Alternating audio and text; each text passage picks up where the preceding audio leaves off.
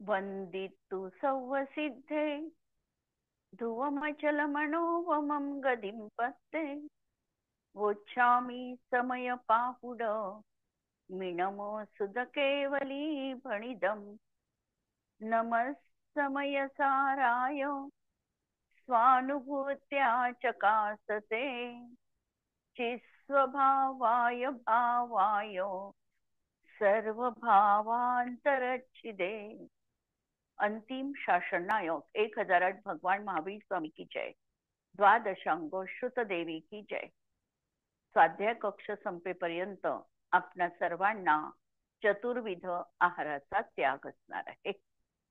समयसार ग्रंथ आपण बघतो आहे आणि या समयसार ग्रंथामध्ये आजपासून आपण 47 शक्तींचं प्रकरण या ठिकाणी सुरू करतो आहे। 47 शक्ती या आत्म्यामध्ये अनादि अनंतकालीन विद्यमान आहे। आत्म्यात तसे म्हटले तर अनंत गुण आहे। आपण जसं देवगुरु शास्त्राच्या अष्टकामध्ये म्हणतो की अरहंतांचे गुण तर अनंत आहे, पण कहवत के है 46 गुण गंभीर। 46 गुणांच्या माध्यमातून आपण अरिहंतांचं स्वरूप सांगतो, कारण अनंत गुणांचं बखाण करणं, कथन करणं कुणालाही शक्य नाही। आणि त्यामुळे त्याची एक झलक, काही शक्ती आचार्यांनी आमच्या समोर प्रस्तुत केलेले आहे।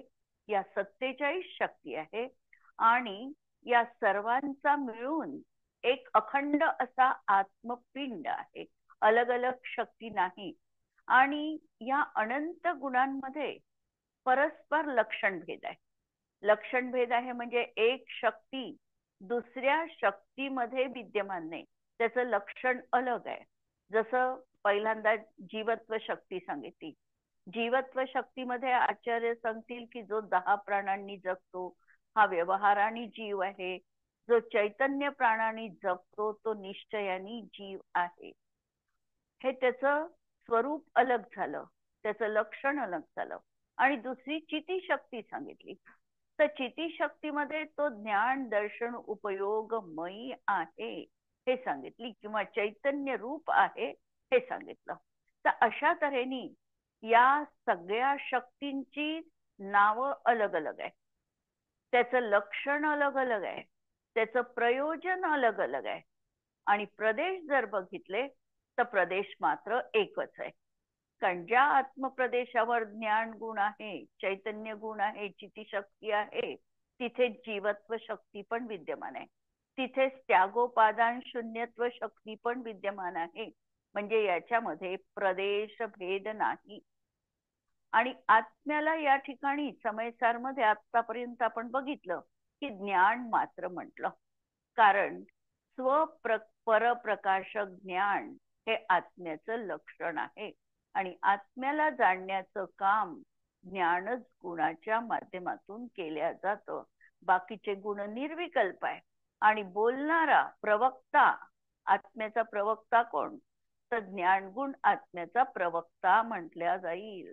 आत्म्याला ज्ञान मात्र म्हणताना विशेष गोष्ट ही लक्षात घ्यायची की ज्ञान मात्र पदाने ज्ञानासोबत अविनाभावी रूपाने राहणाऱ्या अनंत गुणांचा निषेध केला नाही, पण परभाव आणि विकारी भाव याचा मात्र निषेध केला आहे। जे स्वभाव रूप भाव आहे त्याचा निषेध नाही ज्ञान मात्र म्हणत असताना, पण याच्यामध्ये परभाव किंवा विकारी भाव इष्ट नाही। दुसरं, अनंत गुणांचा अखंड पिंड असतानाही आत्म्याला ज्ञान मात्र म्हटलं, कारण त्यामुळे अव्याप्ती, अतिव्याप्ती आणि असंभवी या तीनही दोषांचा परिहार होऊन निर्दोष लक्षण सिद्ध होतं। आणि ज्ञानाने सर्व गुण जाणता येतात, म्हणून आत्म्याची तीच ओळख आहे, किंवा ज्ञानाच्या माध्यमातूनच आत्म्याचा परिचय होऊ शकतो। प्रत्येक शक्ती स्वतंत्र आहे आणि तरीही काही तथ्य असे आहे की जे सर्व शक्तीमध्ये घटित होतात। आणि म्हणून त्याचं स्पष्टीकरण आपण सुरुवातीला बघणार आहे की काय 47 शक्तींमधलं सामान्य वैशिष्ट्य काय आहे, की या 47 शक्ती ज्या सर्वांमध्ये त्या वैशिष्ट्य व्यापून असणार आहे. तर पहिलं वैशिष्ट्य की जीवातील ह्या सर्व शक्ती पारिणामिक भाव स्वरूप आहे. पारिणामिक भाव त्याला म्हणायचं की ज्याच्यामध्ये कर्माचा उदय, उपशम, क्षय किंवा क्षयोपशम हे काहीही अपेक्षित नाही. ते त्याच्या विद्यमानाने निरपेक्ष रीतीने आत्मद्रव्यात विद्यमान आहे आणि म्हणून या शक्तींना पारिणामिकी शक्ती म्हणायचं. औपशमिक, क्षायिक, क्षयोपशमिक किंवा औदयिक या भावांमध्ये कर्माचा उपशम, क्षय, क्षयोपशम किंवा उदय हे निमित्त कारण आहे. पण या शक्तीमध्ये कर्माचा सद्भाव किंवा अभाव कोणतंही निमित्त कारण नाही आणि म्हणून या शक्तींना पारिणामिक म्हणायचं. पहिली गोष्ट. दुसरी गोष्ट, या शक्ती मुळात तर पारिणामिक भाव स्वरूपी आहे, पण त्याच्या पर्यायी ज्ञानाच्या दृष्टीतून औपशमिक, क्षायिक किंवा क्षयोपशमिक भावरूप असू शकतात. शक्ती तर पारिणामिक आहे, पण पारिणामिक शक्ती असताना सुद्धा जर आम्ही त्याच्या पर्यायी बघितल्या तर कर्माच्या उपशमानी औपशमिकपणा, क्षयानी क्षायिकपणा किंवा क्षयोपशमानी क्षयोपशमिकपणा असं तिथे असू शकतात. म्हणजे यामध्ये केवळ निर्मल पर्यायी अंतर्भूत केलेले आहे, विकारी पर्याय नाही. जर आम्ही मतिज्ञान म्हटलं तर याच्यात अंतर्भूत होऊ शकतं, पण कुमती म्हटलं तर ही अंतर्भूत होणार नाही. एक देश शुद्ध पर्याय आम्ही त्याच्यामध्ये संभाव्य आहे ती आहे, परंतु तीच पर्याय जर विकारी असेल तर ती त्याला मान्य नाही. नंतर या शक्तीमध्ये परस्पर प्रदेश भेद नाही, पण भावभेद किंवा लक्षण भेद आहे. एक शक्ती दुसऱ्या शक्तिरूप होत नाही. एका शक्तीचं रूप मात्र दुसऱ्या शक्तीत अवश्य असतं आणि म्हणून या शक्ती परस्पर अनुबद्ध आहे. एका शक्तीचं रूप दुसऱ्या शक्तीत असतं. याचा अर्थ असा की जो चैतन्य गुण आहे, बाकीचे सगळे गुण जीवामधले अचेतन आहे, पण या चैतन्य गुणामुळे बाकीचेही गुण चैतन्य प्रमाण भासले. एक समजा मी भावशक्ती पुढे येणाऱ्या शक्ती आहे. भावशक्ती म्हटलं तर ती भावशक्ती जशी एका शक्तीमध्ये कार्य करते तशीच ती अनंत शक्तीमध्ये देखील कार्य करते. अशा रीतीने एकाच प्रतिबिंब किंवा एकाच संयोजन दुसऱ्यामध्ये असणार आहे. ते परस्पराचं कार्य करत नाही, पण त्याची रूप, त्याचं स्वरूप आहे ते मात्र दुसऱ्या शक्तीमध्ये आम्हाला दिसतं. अशा तऱ्हेने ह्या शक्ती असणार आहे. तिसरं, या शक्तींमध्ये अनंत शक्ती ज्या सांगितलेल्या आहे या अभेद रूप शक्ती आहे. शक्ती जी सांगितली आहे ती द्रव्यात आहे, गुणात आहे की पर्यायीत आहे? हा जर प्रश्न आम्ही पाहिला तर द्रव्यातही ती शक्ती आहे, गुणातही आहे आणि पर्यायी मध्ये म्हणजे निर्मल पर्यायी पण ती शक्ती विद्यमान आहे. म्हणजे जी शक्ती आम्ही सांगू ती द्रव्याची पण आहे, गुणाची पण आहे आणि निर्मल पर्यायीची पण आहे. परामध्ये त्या शक्तीचा अभाव आहे. आणि आता आम्हाला या शक्ती जीवनात प्रगट करायच्या आहे किंवा आत्मानुभव घ्यायचा आहे, तर या निर्मल पर्यायीकडे जर आम्ही लक्ष दिलं म्हणजे त्या शक्तीचं द्रव्यात गुणात पर्यायीत आहे, मग आम्ही म्हटलं की आम्ही पर्यायीकडे लक्ष देऊन या शक्ती जीवनात प्रगट करू इच्छितो. तर आचार्य सांगतात पर्यायीकडे लक्ष केंद्रित केले तर ह्या शक्ती आम्हाला प्रतीत होणार नाही, कारण पर्याय ही विनश्वर आहे. एक क्षण त्याचं अस्तित्व आहे. क्षयोपशमिक ज्ञानामध्ये त्याचं अवलंबन घेतलं आणि पर्याय संपली असंच राहणार आहे. म्हणून आम्हाला पर्यायीच्या अवलंबनाने पर्यायीमध्ये शुद्धता प्रगट करता येत नाही. आम्हाला लक्ष घ्यावं लागतं, ते द्रव्याचं घ्यावं लागतं, ध्रुवाचं घ्यावं लागतं. अध्रुव स्वतःहून नित्य संपणार आहे.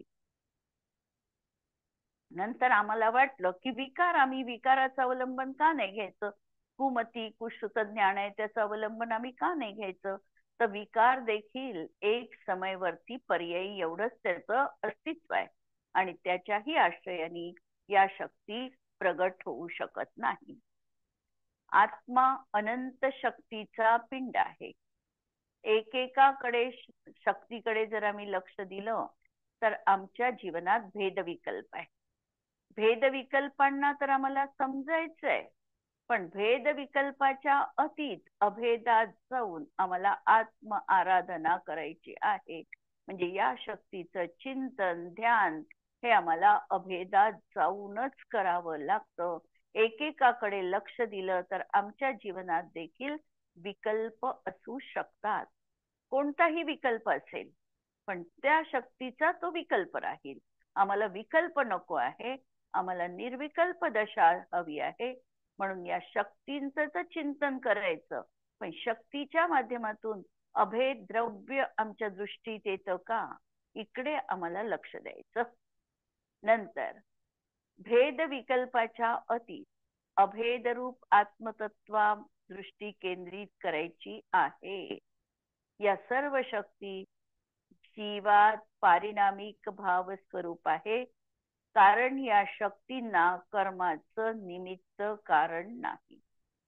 नंतर एक शक्ती दुसऱ्या शक्तिरूप नाही, पण एका शक्तीचं स्वरूप दुसऱ्या शक्तीत आहे. आता पहिल्यांदा आपण हे पाहिलंय. त्यामुळे ह्या शक्ती परस्पराशी अनुबंध जोडून आहे. जर समजा आम्ही चिती शक्ती घेतला तर चिती शक्तीचं रूप सर्व शक्ती आणि त्याच्या निर्मल पर्यायीत आम्हाला मानावं लागतं. आणि जर असं मानलं नाही तर बाकीचं आत्मद्रव्य जड मानावं लागेल, जे तर्कसंगत किंवा युक्तिसंगत नाही. तसंच प्रमेयत्व गुण आहे. प्रमेयत्व शक्तीचं रूप हे जर आम्ही स्वीकार केलं नाही सर्व गुणांमध्ये किंवा सर्व याच्यामध्ये, तर आम्हाला एकच गुण जाणता येईल प्रमेयत्व नावाचा, बाकीचे गुण जाणता येणार नाही. आणि म्हणून सगळ्या गुणांमध्ये एकमेकांचं प्रतिबिंब किंवा या सगळ्या आपापल्या शक्ती अनुबंध रूपाने एकमेकांशी जोडून आहेत. आत्म्यात अनंत शक्तींचं परिणमन एकदम आहे आणि ह्या शक्ती पण एकदम जीवनात आहे, पण कथन करताना क्रमपूर्वक त्याचं कथन होणार आहे. जर आम्ही म्हटलं आम्ही ह्या क्रमानेच सांगितल्या पाहिजे असंही नाही आहे. आम्ही कोणतीही शक्ती कुठेही सांगू शकतो, कारण या अक्रम आत्म्यामध्ये आहे. आणि आम्हाला सांगताना मात्र ज्याची मुख्यता असेल त्याला मुख्यता देऊन कथन केली तर ती शक्ती प्रथम सांगितल्या जाईल आणि ज्याची गौणता आहे ती शक्ती मागून सांगितल्या जाईल. म्हणजे कथनामध्ये क्रम आहे. आत्मद्रव्यात या शक्ती मात्र युगपद विद्यमान आहे. या सर्व शक्ती भेद रूपाने जाणण्यायोग्य आहे, कारण आम्ही भेदाच्या माध्यमातूनच एक एक शक्ती जाणू शकणार आहे. आणि आम्ही तेच अवलंबन घेतलं आहे की एक एक शक्तीचं आम्ही स्वरूप आधी जाणून घ्यायचं आहे. आणि मला अशा या शक्तीच्या माध्यमातून अभेद आत्मा उपलब्ध व्हावा, ही प्रत्येक शक्तीच्या वेळी आमची आत्मचिंतनाची भावना असावी लागेल. जे शक्ती वाचणार आपण एक, पण भावना भावायची ती सर्व शक्ती संपन्न असलेल्या अशा आत्मद्रव्याची. अशी आमची ही शक्तीची इथे वाचना असणार आहे. या सर्व शक्ती आत्म्याच्या सर्व क्षेत्रात आणि सर्व कालामध्ये विद्यमान आहे. आणि या शक्ती तीन प्रकारच्या आहेत. काही शक्ती गुणरूप आहे, म्हणजे या शक्तीच्या पर्यायी दिसतील आम्हाला आणि त्यांना प्रतिपक्ष नाही, विरुद्ध पक्ष नाही. अशा काही शक्ती त्याला गुणरूप शक्ती म्हटलं. उदाहरणार्थ दृशी शक्ती जर आम्ही बघितली, चिती शक्ती बघितली, सुख शक्ती बघितली, तर या शक्ती कशा आहे त्या ठिकाणी याला प्रतिपक्ष नाही आहे, ह्या गुणरूप शक्ती आहे. दुसऱ्या काही शक्ती अशा आहे की त्या धर्मरूप आहे. त्याच्या पर्यायी होत नाही. गुण आणि धर्म हा शब्द बऱ्याच वेळेला समानार्थी रूपाने वापरण्यात येतो, पण गुण आणि धर्म याच्यामध्ये कथनचित फरक आहे. धर्म हे नेहमी परस्पर विरोधी असतात, गुण मात्र परस्पर विरोधी नसतात. गुणांना प्रतिपक्ष नाही, धर्माला मात्र प्रतिपक्ष आहे. धर्माच्या पर्यायी होत नाही, गुणांच्या पर्यायी होतात. हा त्यामध्ये भेद आहे. जसं काही शक्ती धर्मरूप आहे, म्हणजे तत् अतत एक अनेक अशा ज्या शक्ती येणार आहे, भाव अभाव या ज्या शक्ती येणार आहे, या धर्मरूप शक्ती असणार आहे. म्हणजे याच्या पर्यायी होत नाही, पण यांना प्रतिपक्ष असणार आहे. काही शक्ती स्वभाव रूप आहे, ज्याच्या पर्यायी पण होत नाही आणि ज्यांना प्रतिपक्षही नाही, त्यांना स्वभावभूत शक्ती म्हणतात. उदाहरणार्थ त्यागोपादान शून्यत्व शक्ती. अशा 3 तऱ्हेच्या शक्ती या ठिकाणी 47 शक्तींमध्ये येणार आहे. यातील एकेका शक्तीकडे भेदरूप बघितलं तर अनुभूती नाही. जर अनंत शक्तिरूप अभेद आत्मा दृष्टीगोचर झाला तरच आत्मप्रतीती आहे. अनादी कालापासून आम्ही ज्योतीच्या अन्वेषणासाठी दीपकाची उपासना केली. आम्ही काय पाहिलं? आम्ही ज्योती नाही बघितली, आम्ही दीपक कसा आहे हे अनादी कालापासून बघितलं. म्हणजे एक प्रोफेसर होते आणि त्यांच्याकडे अनेक विद्यार्थी त्या ठिकाणी गेले. विद्यार्थी गेल्यानंतर प्रोफेसरची त्या दिवशी वाढदिवस म्हणा काय होता, हे सगळ्यांनी त्यांचं अभिनंदन केलं. अभिनंदन केल्यानंतर त्या प्रोफेसरनी त्या ठिकाणी त्यांना कॉफी दिली. कॉफी देत असताना हेतुपुरस्सर त्यांनी काही मग अत्यंत सुंदर ठेवले, काही मग थोडे तुटलेले किंवा काही असे खराब झालेले, अशा तऱ्हेचे मग तितके जितके विद्यार्थी होते त्या सर्वांसाठी असे वेगवेगळ्या प्रकारचे मग्गे आणि त्याच्यामध्ये कॉफी, अशी कॉफी एकसारखी पण मग मात्र वेगवेगळ्या तऱ्हेचे ठेवले. आणि विद्यार्थ्यांना सांगितलं की आता मी सगळ्यांसाठी कॉफी ठेवलेली आहे आणि तुम्ही कॉफी प्यायला सुरुवात केला. जे विद्यार्थी त्या ठिकाणी पहिल्यांदा पोहोचले त्यांनी जे पहिले चांगले चांगले कप होते, मग होते, ते घ्यायला सुरुवात केली. आणि जे मागून पोचले त्यांना जे राहिले ते कप त्यांनी घेतले, पण त्यांच्याही मनामध्ये भाव हाच होता की मला चांगला कप मिळायला पाहिजे होता. सगळ्यांचं कॉफी घेणं झाल्यानंतर प्रोफेसरांनी एकच वाक्य म्हटलं, कॉफी कशी होती? अनेकांची नाराजी होती, त्यामुळे त्याच्यावर कुणीही उत्तर दिलं नाही. आणि शेवटी त्यांनी म्हटलं, कॉफी एक समान होती, पण तुम्ही कॉफी ज्यामध्ये ठेवलेली होती त्या मग्यासाठी तुमच्या मनामध्ये चलबिचल सुरू झाली. त्याप्रमाणे अनादी कालापासून दीपकाची ज्योत एक प्रकारची आहे, पण आम्ही त्याच्यासाठी दीपक कोणता निवडायचा यांची आमच्या मनामध्ये सतत घालमेल सुरू आहे. म्हणजे आम्ही दीपकाकडे न बघता आतमध्ये काय परोसलं आहे त्याच्याकडे न बघता आम्हाला कोणत्या पात्रात ते दिल्या गेलेले आहे त्या पात्रांमध्येच आम्ही संतुष्टता किंवा असंतुष्टता मानायला सुरुवात केली. पात्र महत्वाचं नव्हतं, त्याच्यामधलं पेय महत्वाचं होतं. आणि तेच आम्ही पण जीवनात चूक करतो आहे की दीपक महत्वाचा नाही, पण आम्ही दीपकासाठीच सगळी उठाठेव करतो. आणि जे ज्योतीचं अन्वेषण करायला पाहिजे, जी दीपकाची ज्योत आम्हाला सांभाळायची आहे, त्या आता ज्योतीवर आम्हाला लक्ष केंद्रित करायचं आहे. म्हणून ज्योतीच्या अन्वेषणासाठी दीपकाची उपासना करायला पाहिजे. आणि अशा तऱ्हेने अखंड निज आत्मज्योतीवर या 47 शक्तींच्या माध्यमातून आम्हाला आमचं लक्ष केंद्रित करायचं आहे. जीवनात मला काहीही करायचं नाही. मी जे काही माझे प्रयत्न आहे ते पूर्णतः समर्पण भावाने या ठिकाणी केलेले आहे. आणि आता मौन राहून अंतर्मुख होऊन आत्मस्वभावाची मला साधना करायची आहे. आणि हा प्रयोग आम्ही करू शकतो की हे सगळं करा.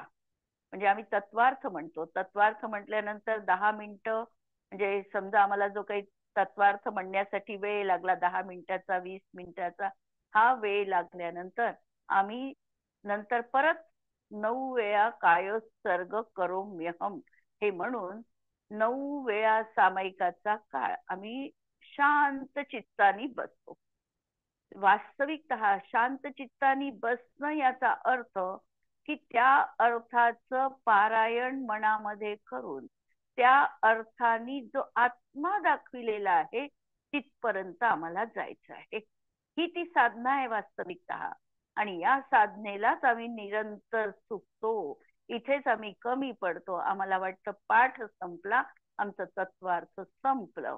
किंवा स्वाध्याय संपल्यानंतरही आम्ही कायोत्सर्ग का करतो की हे जे काही आत्ता वाचलेलं आहे याचं अंतर्मुख होऊन पठण करून या दाखविलेल्या आत्म्यावर, म्हणजे त्या वाच्यभूत आत्मावर आम्ही आमचं मनन चिंतन एकाग्र करू शकतो का? अंतर्मुख होऊन अभेदात जाऊ शकतो का? म्हणजे मला आता जीवनात कृतकृत्यतेचा अनुभव करून घेणं ही जीवनातली सगळ्यात मोठी साधना असणार आहे. म्हणून भेदातून अभेदाकडे, शब्दातून अशब्दाकडे, विचारातून अविचारांपर्यंत. अविचार याचा अर्थ वरच्या भूमिकेचा हा अविचार आहे. अविवेक, अगदी काहीतरी स्वच्छंद करणं हा अविचार इथे अभिप्रेत नाही. पहिल्यांदा तर विचार आणि त्या विचारांना सोडून अविचाराप्रत, मनापासून अमनापर्यंत. मनही म्हणजे अमन म्हणजे पुढची भूमिका. अशा ज्यांचा हा आलेख आणि प्रवास निर्विघ्न होण्यासाठी या 47 शक्ती म्हणजे एक अनुपम वरदान आम्हाला जीवनात प्राप्त होणार आहे. फक्त शक्ती वाचत असताना एक एक शक्ती वाचल्यानंतर मनामध्ये आम्हाला जाणीव करायची आहे की मला या एका शक्तीचं योग्य रीतीने ज्ञान झालं, पण या भेदातून मला अभेद आत्मतत्वाची अनुभूती व्हायला हवी आहे. असं हे शक्तींचं आपण वर्णन सुरू करतो आहे. या शक्तीची भूमिका लक्षात आलेली आहे. आणि पहिली आमची शक्ती आहे ती जीवत्व शक्ती. आणि मूळ समयसार ग्रंथामध्ये या शक्तींना म्हटलेलं आहे, वर याच्यामध्ये भाव आलेला आहे, अंतपातिनी अनंत शक्ती आहे.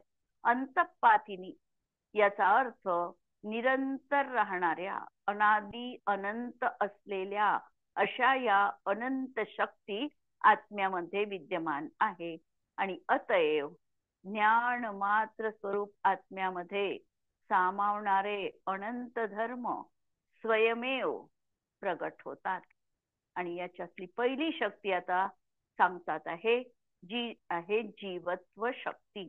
संस्कृत मध्ये त्या ठिकाणी प्रत्येकाचं थोडक्यात विश्लेषण केलेलं आहे की आत्मद्रव्य हेतुभूत चैतन्य मात्र भाव प्राण भाव धारणक लक्षणा जीवत्व शक्ती ही. आत्मद्रव्यास कारणीभूत अशा चैतन्य भावास धारण करणं. आत्मा जीवित कशामुळे आहे हा जर प्रश्न आम्ही विचारला, आत्म्याचं जिवंत राहणं का आहे, समयसार उत्तर देणार आहे की चैतन्य भाव द्वारा हा जीवित आहे. ही त्याची जीवित्व शक्ती आहे. म्हणून आत्मद्रव्य धारण करण्यास कारणभूत असे चैतन्य भाव आहे. आणि हे चैतन्य भाव त्याचं स्वरूप आहे. अशी ही जीवत्व शक्ती म्हणजे चैतन्य भाव स्वरूप भाव प्राणास धारण करणे ही जीवत्व शक्ती आहे. आणि ती ज्ञान मात्र वस्तूमध्ये, आत्मद्रव्यामध्ये प्रगट आहे. चैतन्य शक्तीचं पहिल्यांदा हायलाइट केलेलं वाक्य पहा की हे मन आत्मन तू तुझ्या जीवत्व शक्तीमुळे जगत आहे. स्वतःला संबोधन केलं की हे मम आत्मन, हे माझ्या आत्मद्रव्य, जे स्वतःचा आत्मसंबोधन, की तू तुझ्या जीवत्व शक्तीमुळे जगत आहे, हा अकाट्य विश्वास अंतरंगात असू दे. चैतन्य भावच आत्म्याचं जीवन आहे. ज्याला या शक्तीची प्रतीती आली त्याचं जीवन निश्चितपणे अपूर्व बनणार आहे. हे आत्मन या शक्तिरूप संजीवनेकडे लक्ष केंद्रित कर. आत्मभूत हेतुभूत चैतन्य मात्र लक्षण स्वरूप ही जीवत्व शक्ती. म्हणजे आम्ही जीवत्व शक्ती इथे का मांडतोय? कारण हा आत्मा सिद्ध पर्यायीत पोचला तरीही तो जीवन जगतो आहे, तो जीवच आहे. आणि तो जीव तिथे का आहे? बाकीचे तर प्राण त्याच्या जीवनात कोणतंच नाही, एक चैतन्य प्राणच तिथे आहे. आणि म्हणून हा जीव त्या शक्तीमुळे तिथेही जीवित आहे, जीवत्व शक्ती. म्हणून चैतन्याचा अविच्छिन्न प्रवाह म्हणजे जीवत्व शक्ती आहे. ही चैतन्याची धारा अनादी कालांपासून पहा, कितीही क्षुद्र भव या जीवाला प्राप्त झाला असला तरी देखील त्यांनी चैतन्य सोडलं असं होत नाही. द्रव्य प्राणाचा वियोग होईल, शरीराचा वियोग होईल, पण या चैतन्य प्राणाचा वियोग एक क्षण देखील झालेला नाही. म्हणून अविच्छिन्न प्रवाह, न रुकणारा प्रवाह, अंतर न पडणारा प्रवाह, अशी ही जीवत्व शक्ती. जीवनदायिनी, संजीवनत्व, चिरंजीवत्व प्रदान करणारी ही अनुपम शक्ती. जीवाशी नित्य तादात्म्य रूप असलेली ही शक्ती आहे, ज्याच्यामुळे जीव जीवन अवस्था प्राप्त करतो, ती ही शक्ती आहे. प्रत्येक जीव या जीवत्व शक्तीने युक्त आहे. जीवाची प्रभुता ही चैतन्य प्राणात आहे. चैतन्य प्राणांनी जगणं हे जीवाचं खरं जीवन आहे. शुद्ध ज्ञान दर्शन स्वरूप चैतन्य प्राण धारण करणं हेच जीवत्व शक्तीचं लक्षण आहे. बाह्य 10 प्राणांवर जगणं हे खरं जीवन नाही. आम्ही व्यक्ती जीवित आहे की मृत आहे हे आमच्याजवळ साधन आहे. त्याच्या श्वासोश्वास सुरू आहे का पहा, त्याची नाडी सुरू आहे का पहा, यावरून आम्ही व्यक्ती जीवित आहे की मृत आहे हे ओळखतो. म्हणजे या द्रव्य प्राणांच्या माध्यमातून आम्ही हे जीवन ठरवतो. वास्तविकतः हे आत्म्याचं जीवन नाही. द्रव्य प्राणांनी जगणं हे आत्म्याचं जीवन नाही, हे तर शरीराचं जीवन आहे. की शरीर आहे की नाही, शरीर आणि आत्मा एकमेक साथ देतात आहे की नाही, हे या जड प्राणांवरून ठरलेलं आहे. तो 10 प्राणांनी जगतो हे मानणं मुळात अज्ञान आहे. असं हे पहिल्यांदा सांगून चैतन्य प्राणापासून या 10 प्राणांना अलग केलं. हे जे प्राण आहे, द्रव्य प्राण, हे तर सगळे शरीराश्रित प्राण आहे. द्रव्य प्राणांमध्ये 5 इंद्रियांचा अंतर्भाव आहे, 3 बलाचा अंतर्भाव आहे, आयुचा अंतर्भाव आहे आणि श्वासोश्वासाचा अंतर्भाव आहे. आता लक्षात घ्यायचं की आयु प्राण 14व्या गुणस्थानाच्या अंतीपर्यंत आहे. श्वासोश्वास हा 13व्या पर्यंतच आहे. जसा तो योग निरोध करतो, श्वासोश्वास देखील बंद होतो. नंतर त्याचं मनोबल प्राण हा 13व्या गुणस्थानात नाही. म्हणजे अर्हंत सिद्ध अवस्थेत 4च प्राण त्याच्या जवळ आहे. म्हणजे 10 प्राणांनी हा जीव जगतो हे म्हणणं असद्भूत आहे. हे आमचं अज्ञान आहे. आणि म्हणून पहिल्यांदा तर पृथक्ता ही सांगितली की हा जीव जड प्राणांनी जगत नाही. हा जो जीवन जगतो हा चैतन्य प्राणांनी जगतो, परंतु 10 प्राणांनी हा जीवन जगतो ह्या शरीराश्रित क्रिया संयोग दाखविण्यासाठी व्यवहार नयाचं हे प्रतिपादन आहे. आणि तोही व्यवहार कोणता? की हा 10 प्राणांनी जगतो हा म्हणणं म्हणजे दोन द्रव्यांमध्ये एकता दाखविणारा हा असद्भूत व्यवहार नाही आहे. कारण जड प्राण आहे आणि त्याचा संबंध आत्म्याशी एका द्रव्यामध्ये दोन भेद असतानाही त्यामध्ये एकपणाचा व्यवहार केला म्हणून हा असद्भूत व्यवहार आहे. आणि असद्भूतामध्ये आम्हाला द्रव्य प्राण आयु आहे तोपर्यंत वेगळं करता येत नाही म्हणून अनुपचरित असद्भूत व्यवहार नयनी आहे. म्हणजे हा भूतकालातही 10 प्राणांनी जगला, वर्तमानात जगतो आहे, भविष्य काळात जोपर्यंत संसार आहे तोपर्यंत जगणार आहे, तरी देखील हे द्रव्य प्राण जीवाचं स्वरूप नाही असं समजून मी वेगळा आणि हे द्रव्य प्राण वेगळं इथे आम्हाला पृथक्करण करायला सांगितलेलं आहे. आयुष्य आहे तोपर्यंत आत्मा जगतो हाही जीवनातला भ्रम आहे. व्यक्ती किती काळ जगली, आम्ही 100 वर्षाचं आयुष्य आहे म्हणतो आणि त्यानंतर ती मेली हे वाक्य बोलतो, परंतु हे आयुवरून आम्ही त्या शरीराचं निर्धारण केलं. आत्मा तर अजर अमर आहे, हा कधीही जन्म याचा झाला नाही आणि याचा कधी मृत्यू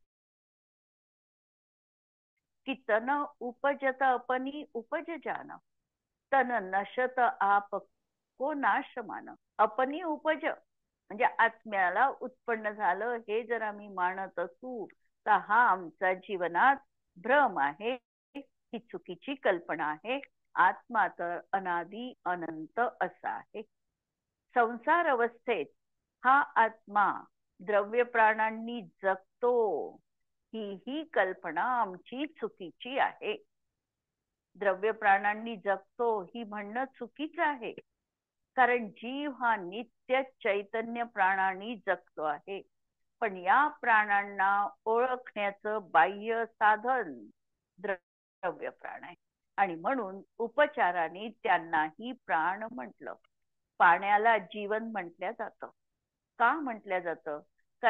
कारण पाणी जर मिळालं नाही तर जीवन संपतं, नष्ट होतं.